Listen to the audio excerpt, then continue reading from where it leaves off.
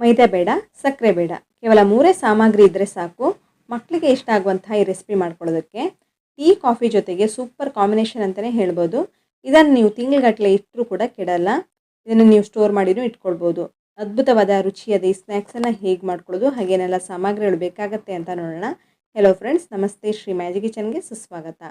ನಾನಿಲ್ಲಿ ಒಂದು ಮಿಕ್ಸಿಂಗ್ ಬೌಲ್ಗೆ 1/4 ಕಪ್ ಆಗೋಷ್ಟು ಬೆಲ್ಲದ ಪುಡಿಯನ್ನು ಸೇರಿಸ್ಕೊಳ್ತಾ ಇದ್ದೀನಿ. ನೀವು ಬೇಕಾದರೆ ಸಕ್ಕರೆ ಪೌಡ್ರನ್ನು ಕೂಡ ಹಾಕ್ಕೊಂಡು ಮಾಡ್ಕೊಳ್ಬೋದು. ಈ ಬೆಲ್ಲದ ಪೌಡ್ರ್ ಜೊತೆಗೆ ನಾನೊಂದು 1/4 ಕಪ್ ಆಗೋಷ್ಟು ತುಪ್ಪವನ್ನು ಕೂಡ ಹಾಕ್ಕೊಳ್ತಾ ಇದ್ದೀನಿ. ಇವೆರಡನ್ನು ಚೆನ್ನಾಗಿ ಮಿಕ್ಸ್ ಮಾಡ್ಕೊಳ್ಬೇಕು. ಒಳ್ಳೆ ಕ್ರೀಮಿ ಟೆಕ್ಸ್ಚರ್ ಬರೋ ತನಕ ಮಿಕ್ಸ್ ಮಾಡ್ಕೊಳ್ಳಿ. ನಾನು ತುಪ್ಪವನ್ನು ಬಳಸಿದ್ದೀನಿ. ನೀವು ಬೇಕಾದರೆ ರಿಫೈನ್ಡ್ ಆಯಿಲನ್ನು ಬಳಸ್ಕೊಂಡು ಕೂಡ ಮಾಡ್ಕೊಳ್ಬೋದು. ಆದರೆ ಎಣ್ಣೆನ ಬಳಸ್ಕೊಂಡು ಮಾಡಿಕೊಂಡ್ರೆ ಸ್ವಲ್ಪ ಸ್ಮೆಲ್ ಬರುತ್ತೆ, ತುಂಬ ದಿವಸದ ತನಕ ಇಟ್ಕೊಳ್ಳೋದಕ್ಕಾಗಲ್ಲ. ಆದರೆ ತುಪ್ಪವನ್ನು ಹಾಕ್ಕೊಂಡು ಮಾಡಿಕೊಂಡ್ರೆ ತುಂಬ ದಿವಸ ಇಟ್ಟರೂ ಕೂಡ ಕೆಡಲ್ಲ, ಸ್ಮೆಲ್ ಕೂಡ ಬರಲ್ಲ.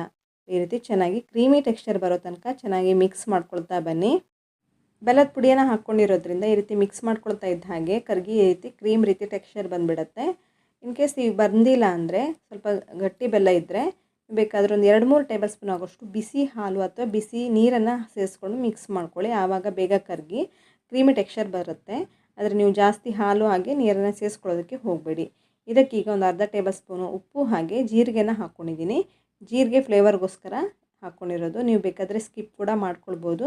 ಬದಲಿಗೆ ನೀವು ಏಲಕ್ಕಿ ಪೌಡ್ರನ್ನು ಕೂಡ ಹಾಕ್ಕೊಳ್ಬೋದು. ಇವೆರಡನ್ನು ಚೆನ್ನಾಗಿ ಮಿಕ್ಸ್ ಮಾಡ್ಕೊಳ್ಳಿ. ಇದಕ್ಕೀಗ ನಾನು ಹಿಟ್ಟನ್ನು ಸೇರಿಸ್ಕೊಳ್ತಾ ಇದ್ದೀನಿ. ನಾನು 1 ಕಪ್ ಆಗೋಷ್ಟು ಗೋಧಿ ಹಿಟ್ಟನ್ನು ಹಾಕ್ಕೊಳ್ತಾ ಇದ್ದೀನಿ. ಗೋಧಿ ಹಿಟ್ಟು ಬದಲಿಗೆ ನೀವು ಮೈದಾ ಹಿಟ್ಟನ್ನು ಕೂಡ ಹಾಕ್ಕೊಂಡು ಮಾಡ್ಕೊಳ್ಬೋದು. ಬಟ್ ಆರೋಗ್ಯಕರವಾಗಿರುತ್ತೆ ಗೋಧಿ ಹಿಟ್ಟನ್ನು ಹಾಕ್ಕೊಂಡು ಮಾಡಿಕೊಂಡ್ರೆ. ಹಾಗಾಗಿ ನಾನು ಗೋಧಿ ಹಿಟ್ಟನ್ನು ಹಾಕ್ಕೊಂಡು ಮಾಡ್ಕೊಳ್ತಾ ಇದ್ದೀನಿ. ಇದನ್ನು ಚೆನ್ನಾಗಿ ಮಿಕ್ಸ್ ಮಾಡ್ಕೊಳ್ಳಿ ಮಿಶ್ರಣ ಜೊತೆಗೆ. ಕೈಯಲ್ಲಿ ಇದನ್ನು ಮಿಕ್ಸ್ ಮಾಡ್ಕೊಳ್ಬೋದು ಅಥವಾ ಸ್ಪೂನಿನ ಸಹಾಯದಿಂದ ಚೆನ್ನಾಗಿ ಮಿಕ್ಸ್ ಮಾಡಿಕೊಂಡು ಒಂದು ಮುದ್ದೆ ರೀತಿ ಮಾಡ್ಕೊಳ್ಬೋದು. ತುಂಬಾ ಡ್ರೈ ಆಗ್ತಿದೆ ಅನಿಸಿದ್ರೆ ಸ್ವಲ್ಪ ಬಿಸಿ ನೀರು ಅಥವಾ ಬಿಸಿ ಹಾಲನ್ನು ಹಾಕ್ಕೊಂಡು 2 ಟೇಬಲ್ ಸ್ಪೂನ್ ಹಾಕ್ಕೊಂಡ್ರೆ ಸಾಕು. ತುಂಬಾ ಡ್ರೈ ಅನಿಸಿದ್ರೆ ಮಾತ್ರ, ಇಲ್ಲಾಂದರೆ ಹಾಕ್ಕೊಳ್ಳೇಬೇಕಂತ ಏನಿಲ್ಲ. ನಾನು ಹಾಕ್ಕೊಂಡಿಲ್ಲ, ಯಾಕೆಂದರೆ ತುಪ್ಪದ ಹಾಗೆ ಬೆಲ್ಲದ ಮಿಶ್ರಣದಲ್ಲೇ ಚೆನ್ನಾಗಿ ಇದನ್ನು ಮಿಕ್ಸ್ ಮಾಡಿಕೊಂಡು ಈ ರೀತಿ ಕಲಿಸ್ಕೊಂಡು ಒಂದು ಮುದ್ದೆ ರೀತಿ ಮಾಡ್ಕೊಳ್ಬೋದು. ತುಂಬಾ ಡ್ರೈ ಇದೆ ಅನಿಸಿದ್ರೆ ಮಾತ್ರ ಹಾಕ್ಕೊಳ್ಳಿ. ಚೆನ್ನಾಗಿ ಒಂದು ಮುದ್ದೆ ರೀತಿ ಆಗ್ತಾ ಇಲ್ಲ ಅಂತ ಅನಿಸಿದ್ರೆ ಹಾಕ್ಕೊಳ್ಬೋದು, ಇಲ್ಲಾಂದರೆ ಬೇಕಂತೇನಿಲ್ಲ. ನೋಡಿ, ಈ ರೀತಿ ಒಂದು ಮುದ್ದೆ ರೀತಿ ಮಾಡ್ಕೊಂಡಿದ್ದಾಗಿದೆ. ಈ ರೀತಿ ಒಂದು ಮಿಶ್ರಣವನ್ನು ರೆಡಿ ಮಾಡ್ಕೊಳ್ಬೇಕಾಗತ್ತೆ. ಈ ರೀತಿ ಮಾಡಿಕೊಂಡು ಇದನ್ನು ಸೈಡಲ್ಲಿ ಇಟ್ಟಿರ್ತೀನಿ. ಕೂಡಲೇ ಇವಾಗ ನಾನೊಂದು ದಪ್ಪ ತಳದ ಪಾತ್ರೆನ ತೊಗೊಂಡು ಅದನ್ನು ಬಿಸಿ ಮಾಡ್ಕೊಳ್ಬೇಕಾಗತ್ತೆ. ಇದರ ಒಳಗಡೆ ಒಂದು ಸ್ಟ್ಯಾಂಡನ್ನು ಕೂಡ ಇಟ್ಕೊಳ್ತಾ ಇದ್ದೀನಿ. ಇದನ್ನು ಮುಚ್ಚಿಡ್ತಾ ಇದ್ದೀನಿ. ಗ್ಯಾಸ್ ಫ್ಲೇಮನ್ನು ನಾನು ಮೀಡಿಯಮ್ ಫ್ಲೇಮಲ್ಲಿ ಇಟ್ಕೊಂಡು ಇದನ್ನು ಕ್ಲೋಸ್ ಮಾಡಿಬಿಟ್ಟು ಫ್ರೀ ಹೀಟ್ ಮಾಡ್ಕೊಳ್ತಾ ಇದ್ದೀನಿ. ಒಂದು 10 ನಿಮಿಷದ ತನಕ ಇದನ್ನು ಮೊದಲಿಗೆ ಬಿಸಿ ಮಾಡ್ಕೊಳ್ಬೇಕಾಗತ್ತೆ. ಆವಾಗ ನಾನೀಗ 10 ನಿಮಿಷದ ಒಳಗಡೆ ನೋಡಿ, ಇದೀಗ ಮುದ್ದೆಯನ್ನು ತೊಗೊಂಡಿದ್ದೀನಲ್ಲ ಮಿಶ್ರಣವನ್ನು, ಈ ಮಿಶ್ರಣದಿಂದ ಸ್ನ್ಯಾಕ್ಸನ್ನು ರೆಡಿ ಮಾಡ್ಕೊಳ್ತಾ ಇದ್ದೀನಿ. ಇದನ್ನು ನೀವು ಯಾವುದೇ ಶೇಪಲ್ಲಿ ಕೂಡ ಮಾಡ್ಕೊಳ್ಬೋದು. ನಾನು ಸರ್ಕಲ್ ರೀತಿಯಲ್ಲಿ ರೆಡಿ ಮಾಡ್ಕೊಳ್ತಾ ಇದ್ದೀನಿ. ನೀವು ಬೇಕಾದರೆ ಸ್ವಲ್ಪ ಮಿಶ್ರಣವನ್ನು ಚಿಕ್ಕ ಒಂದು ನೋಡಿ ಈ ರೀತಿ ನಿಂಬೆಹಣ್ಣಿನ ಗಾತ್ರದಷ್ಟು ಮಿಶ್ರಣವನ್ನು ತೊಗೊಂಡು ಕೈಯಲ್ಲೇ ಕೂಡ ಮುದ್ದೆ ರೀತಿ ಮಾಡಿಕೊಂಡು ಒಂದು ಉಂಡೆ ರೀತಿ ಮಾಡಿಕೊಂಡು ಅಗಲ ಮಾಡ್ಕೊಂಡು ಕೂಡ ರೆಡಿ ಮಾಡ್ಕೊಳ್ಬೋದು. ನಿಮ್ಗೆ ಯಾವ್ದು ಈಸಿ ಅನಿಸುತ್ತೋ ಆ ರೀತಿ ಮಾಡ್ಕೊಳ್ಳಿ. ನೋಡಿ, ಈ ರೀತಿ ಮಾಡಿಕೊಂಡ್ರೂ ಆಗುತ್ತೆ. ಇಲ್ಲ ನಿಮಗೆ ಚೆನ್ನಾಗಿ ಪರ್ಫೆಕ್ಟ್ ಆಗಿರುವಂಥ ಒಂದು ಶೇಪ್ ಬೇಕು ಅಂತ ಇದ್ದರೆ ಈ ಮಿಶ್ರಣವನ್ನು ತೊಗೊಂಡು ಒಂದು ಬಟರ್ ಶೀಟಲ್ಲಿ ಅಥವಾ ಈ ರೀತಿ ಹೋಳಿಗೆ ಶೀಟ್ ಇದ್ದರೆ ಅದರ ಮೇಲೆ ಕೂಡ ಹಾಕ್ಕೊಳ್ಬೋದು, ಅಥವಾ ಪ್ಲಾಸ್ಟಿಕ್ ಶೀಟ್ ಮೇಲೆ ಕೂಡ ಇದನ್ನು ಲಟ್ಟಿಸ್ಕೊಳ್ಬೇಕಾಗತ್ತೆ. ಮೇಲ್ಗಡೆ ಇನ್ನೊಂದು ಶೀಟನ್ನು ಹಾಕ್ಕೊಂಡಿದ್ದೀನಿ ನಾನು, ಪ್ಲಾಸ್ಟಿಕ್ ಶೀಟನ್ನು. ಪ್ಲಾಸ್ಟಿಕ್ ಶೀಟ್ಗೆ ಕೂಡ ಸ್ವಲ್ಪ ಎಣ್ಣೆಯನ್ನು ಸವರಿಟ್ಕೊಳ್ಳಿ. ಈ ರೀತಿ ಲಟ್ಟಣಿಗೆ ಸಹಾಯದಿಂದ ಇದನ್ನು ಅಗಲ ಮಾಡ್ಕೊಳ್ಬೇಕಾಗತ್ತೆ. ಇದನ್ನು ಲಟ್ಟಿಸ್ಕೊಂಡು ಅಗಲ ಮಾಡ್ಕೊಳ್ಳಿ. ತುಂಬ ತೆಳ್ಳಗೇನೂ ಮಾಡ್ಕೊಳ್ಬೇಡಿ, ತುಂಬ ದಪ್ಪನೆಯೂ ಬೇಕಾಗಿಲ್ಲ, ಮೀಡಿಯಮ್ ಆಗಿದ್ದರೆ ಸಾಕು. ಯಾಕೆಂದರೆ ಇದು ಚೆನ್ನಾಗಿ ಬೇಕಾಗಬೇಕು. ಈ ರೀತಿ ನಾನೀಗ ಇದನ್ನು ಸರ್ಕಲ್ ಶೇಪಲ್ಲಿ ಕಟ್ ಮಾಡ್ಕೊಳ್ತಾ ಇದ್ದೀನಿ. ಒಂದು ಡಬ್ಬಿಯ ಮುಚ್ಚಳದಿಂದ ಈ ರೀತಿ ಚಿಕ್ಕದಾಗಿ ಕಟ್ ಮಾಡ್ಕೊಳ್ತಾ ಇದ್ದೀನಿ. ನೋಡಿ, ಈ ರೀತಿ ಸರ್ಕಲ್ ಶೇಪಲ್ಲಿ. ನಿಮಗೇನು ದೊಡ್ಡ ಸರ್ಕಲ್ ಬೇಕಂತಿದ್ರು ಕೂಡ ದೊಡ್ಡ ಮುಚ್ಚಳವನ್ನು ತೊಗೊಂಡು ಕಟ್ ಮಾಡ್ಕೊಳ್ಬೋದು. ಇಲ್ಲಾಂದರೆ ಈ ರೀತಿ ಚಿಕ್ಕ ಚಿಕ್ಕ ಸರ್ಕಲ್ ಆಗಿಯೂ ಮಾಡ್ಕೊಳ್ಬೋದು. ಎಕ್ಸ್ಟ್ರಾ ಹಿಟ್ಟನ್ನು ತೆಗೆದು ಇನ್ನೊಂದು ಸಲ ಮಾಡ್ಕೊಳ್ಳಿ.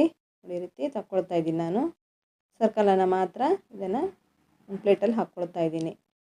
ಈ ರೀತಿ ರೆಡಿ ಮಾಡ್ಕೊಂಡಿದ್ದಾಗಿದೆ. ಇದನ್ನು ಈಗ ನಾನೊಂದು ಬಟ್ಲ ಮೇಲ್ಗಡೆ ಹಾಕ್ಕೊಳ್ತಾ ಇದ್ದೀನಿ. ಇದನ್ನು ಈಗ ಸ್ವಲ್ಪ ತುಪ್ಪ ಸೋರಿಟ್ಕೊಂಡು ನಂತರ ರೆಡಿ ಮಾಡ್ಕೊಂಡಿರೋಂಥ ಈ ಸರ್ಕಲನ್ನು ಹಾಕ್ಕೊಳ್ಬೇಕಾಗತ್ತೆ, ಇಲ್ಲಾಂದರೆ ಅಂಟ್ಕೊಂಡು ಬಿಡುತ್ತೆ.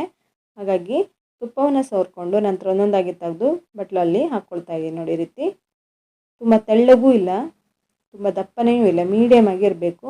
ಒಂದು ಸಲ ಒಂದು 7-8 ಮಾಡ್ಕೊಳ್ಬೋದು. ಹಾಗಾಗಿ ಒಂದೊಂದೇ ತೆಗೆದು ಹಾಕ್ಕೊಳ್ತಾ ಇದ್ದೀನಿ.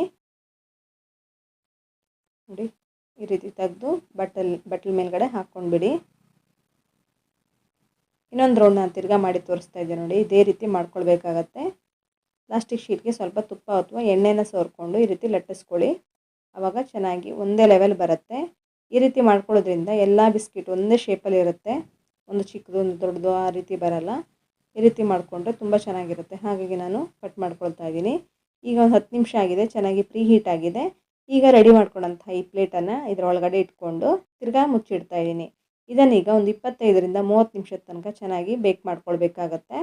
30 ನಿಮಿಷದ ನಂತರ ಇದನ್ನು ಓಪನ್ ಮಾಡಿ ತೋರಿಸ್ತಾ ಇದ್ದೀನಿ ನೋಡಿ. ನಾನು ಇದಕ್ಕೆ ಸೋಡಾ ಏನು ಬಳಸಿಲ್ಲ, ಹಾಗೆ ಮಾಡ್ಕೊಂಡಿರೋದು. ಕೇವಲ 3 ಸಾಮಗ್ರಿಯಲ್ಲಿ ತುಂಬಾ ರುಚಿಯಾಗಿರುತ್ತೆ. ಇದನ್ನು ನೀವು ಒಂದು ತಿಂಗಳುಗಟ್ಟಲೆ ಇಟ್ಟರೂ ಕೂಡ ಕೆಡಲ್ಲ. 1 ತಿಂಗಳು 2 ತಿಂಗಳು ಎಷ್ಟು ದಿವಸ ಇಟ್ಟರೂ ಕೆಡಲ್ಲ. ಸ್ಮೆಲ್ ಕೂಡ ಬರಲ್ಲ. ತುಪ್ಪ ಬಳಸಿ ಮಾಡಿರೋದ್ರಿಂದ ತುಂಬ ರುಚಿಯಾಗಿರುತ್ತೆ, ಆರೋಗ್ಯಕ್ಕೆ ಕೂಡ ಒಳ್ಳೆಯದೇ. ನೋಡಿ, ಎಲ್ಲವನ್ನು ಮಾಡಿಬಿಟ್ಟು ಒಂದು ಪ್ಲೇಟಲ್ಲಿ ಇಟ್ಕೊಂಡಿದ್ದೀನಿ. ಇದನ್ನು ಕಟ್ ಮಾಡಿ ತೋರಿಸ್ತಾ ಇದ್ದೀನಿ ನೋಡಿ ಯಾವ ರೀತಿ ಬಂದಿದೆ ಅಂತ ನಿಮಗೂ ಕಾಣಿಸುತ್ತೆ. ತುಂಬ ಚೆನ್ನಾಗಿರುತ್ತೆ, ಕ್ರಿಸ್ಪಿಯಾಗಿರುತ್ತೆ. ಇದನ್ನು ನೀವು ಟೀ ಕಾಫಿ ಜೊತೆ ಹಾಲಿನ ಜೊತೆ ಕೂಡ ಮಕ್ಕಳಿಗೆ ಕೊಡ್ಬೋದು. ತುಂಬಾ ಚೆನ್ನಾಗಿರುತ್ತೆ. ಮಕ್ಕಳು ಸ್ನ್ಯಾಕ್ಸ್ ಬಾಕ್ಸ್ಗೆ ಕೂಡ ಇದನ್ನು ಮಾಡಿಕೊಡ್ಬೋದು ಮಕ್ಕಳಿಗೆ. ಜೀರಿಗೆ ಹಾಕಿರೋದ್ರಿಂದ ಒಳ್ಳೆ ಫ್ಲೇವರ್ಫುಲ್ ಆಗಿರುತ್ತೆ. ನೀವು ಬೇಕಾದರೆ ಜೀರಿಗೆ ಬದಲಿಗೆ ಏಲಕ್ಕಿ ಪೌಡರ್ ಕೂಡ ಹಾಕಿಬಿಟ್ಟು ಮಾಡ್ಕೊಳ್ಬೋದು. ಒಂದನ್ನು ಕಟ್ ಮಾಡಿ ತೋರಿಸ್ತೀನಿ ನೋಡಿ, ಇವಾಗ ಕಾಣಿಸ್ಬೋದು ನಿಮಗೆ ಕೂಡ. ಫ್ರೆಂಡ್ಸ್, ನಾನು ಹಲವಾರು ರೀತಿಯ ರೆಸಿಪಿಗಳನ್ನೆಲ್ಲ ನನ್ನ ಚಾನಲ್ನಲ್ಲಿ ಶೇರ್ ಮಾಡ್ತಾನೆ ಇರ್ತೀನಿ. Sweets recipe, snacks recipe, breakfast recipe, ಹಾಗೆ ಹಲವಾರು ರೀತಿಯ ಹೆಲ್ದಿ ರೆಸಿಪಿಗಳನ್ನೆಲ್ಲ ಶೇರ್ ಮಾಡ್ತಾನೆ ಇರ್ತೀನಿ. ನಿಮ್ಗೆ ಇಂಟ್ರೆಸ್ಟ್ ಇದ್ದರೆ ಅದನ್ನೆಲ್ಲ ಹೋಗಿ ನೋಡ್ಕೊಳ್ಬೋದು. ಹಾಗೆ ಮನೆಯಲ್ಲಿ ಟ್ರೈ ಮಾಡಿ ನೋಡ್ಕೊಳ್ಬೋದು. ಎಲ್ಲ ರೆಸಿಪಿಗಳು ನಿಮಗೆ ಇಷ್ಟ ಆದಲ್ಲಿ ನಿಮ್ಮ ಫ್ರೆಂಡ್ಸ್ ಹಾಗೂ ಫ್ಯಾಮಿಲಿ ಮೆಂಬರ್ಸ್ ಕೂಡ ಶೇರ್ ಮಾಡ್ಬೋದು. ಇನ್ನಷ್ಟು ಹೊಸ ರೀತಿಯ ಅದ್ಭುತವಾದ ರೆಸಿಪಿಗಳೊಂದಿಗೆ ಸಿಗೋಣ. ಧನ್ಯವಾದಗಳು.